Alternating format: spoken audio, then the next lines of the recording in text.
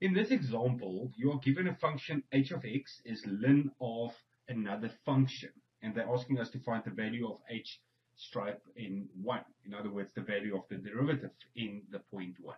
But you should immediately observe the use of the chain rule. There's no multiplication between the ln and the bracket, but the bracket itself is a function in its own right, so we will use the chain rule for that.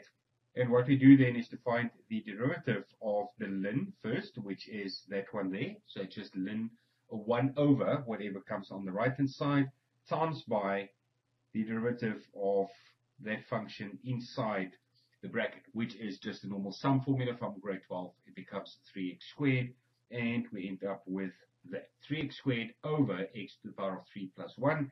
And then you just replace the 1 or the x with the 1. That should actually be a plus 1 or a minus 1. So you just replace that with 1, and you get an answer of 3 over 2, which is then the value of h stripe in the point 1.